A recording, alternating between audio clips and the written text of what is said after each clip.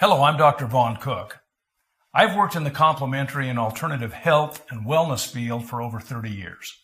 And for a large portion of that time, I've been dedicated to the research and development of biocommunication technology, studying the way the body and the mind communicate. The human body and mind are so vast, complex, and fascinating. You're a lot smarter than you think. In fact, conscious thinking is too slow to keep up with most of us. Thinking, for the most part, occurs in the frontal cortex. In this part of your brain, you process approximately 2,000 pieces of information every second. In this part of your brain is a mechanism called the reticular activation system, or RAS. The RAS acts like a very efficient secretary who screens all of your calls. The reason you need this is because you have so much going on below the level of your conscious mind, in your subconscious self. During that second, when you're consciously processing up to 2,000 pieces of information, your subconscious self is processing over 400 million pieces of information. With all this subconscious activity going on, your brain needs to be able to filter out what doesn't need your conscious attention. You need an assistant to screen all your calls, and that's what the RAS does.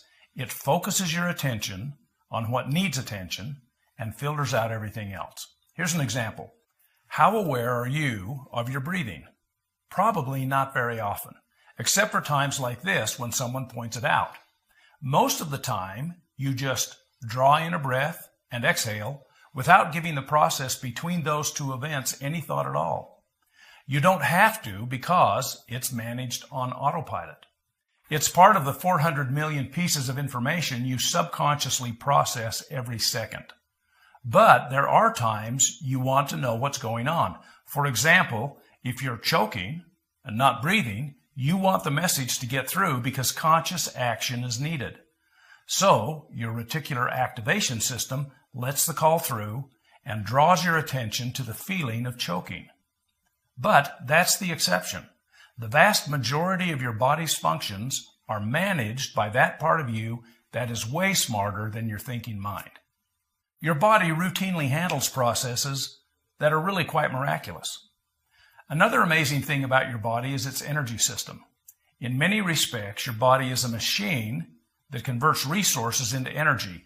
You eat food, drink water, breathe air, and all that gets transported into our cells where it's converted into energy. This energy then moves you, allows you to think and feel, and keeps the process of life moving along. Anciently, Chinese doctors observed this life process and developed an understanding of energy that's incorporated into what is known as traditional Chinese medicine, or TCM. TCM includes acupuncture, and acupuncture includes acupuncture points and energetic pathways that connect them. These pathways are called meridians.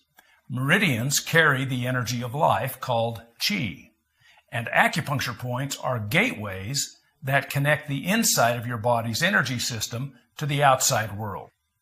There are 14 main meridians on the body, and most are named after the major internal organ to which it is most closely connected. Along each meridian are situated individual acupuncture points. You might think of acupuncture points as little switches on your body's electrical grid, and you might think of them as antennas, sending and receiving energy and information. This conductivity allows energy to move more freely back and forth between the inside and the outside of your body. The 7 chakras, arranged along the spinal cord, are other components of your body's energy system. There are 7 main chakras. Each relates to a different part of your body and different aspects of your body's functioning. Like acupuncture points, chakras act as portals that connect your inside to the outside. Over 30 years ago, when I was first introduced to these concepts, they were considered by most Westerners to be strange and mystical. While not yet quite fully accepted or understood by the Western medical establishment, acupuncture and chakra systems have become recognized by millions as a normal part of your anatomy with explainable purposes. Your body's energy pathways transport energy and information. Most of that information is consumed or utilized at the subconscious level, that part of you that is super smart. I suspect you're familiar with this symbol. This side represents yin, and this side represents yang. This symbol represents the concept of opposites, and yin and yang are two opposing categories into which everything in the universe can be placed. For example, yin is cold, yang is hot. Yin is slow, yang is fast. Everything has an opposite. For every yin, there's an equivalent yang. There is opposition in all things. You can sort your body's various parts and pieces into this yin-yang continuum as well. Qi is the most yang part of your anatomy, the energy that flows through your acupuncture meridians. It's the fastest moving, the first to change, and tissue is the slowest, the last thing to change. Even if this concept of Qi is new to you, let me assure you that you have more experience with Qi than you may realize. Have you ever gotten sick? The first thing that happens is you feel like you're getting sick. That feeling comes from a shift in your Qi, because Qi is the fastest moving thing in your body. When you get sick, your energy is the first thing to move out of balance. When that happens, you feel it. And when your sickness has run its course and you start to get better, you feel like you're getting better. That's the feeling that comes when your Qi moves back to a healthier, more balanced position. Qi is the first thing to move in or out of balance. If you could see your body through an infrared lens, what you would see is energy that extends beyond your skin. This infrared energy is heat, and although heat may have a limited range, a fundamental aspect of energy is that its effects continue on. In other words, the energetic part of you doesn't end at your skin. The sum and essence of you is called your field.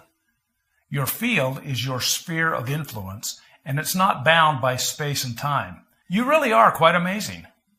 In this video, we've talked about your body and how it transmits energy and information, and a little bit about your field, your sphere of influence, that extends across space and time. Please continue to join me in the next video where we'll explore fields a bit further. Thanks for watching.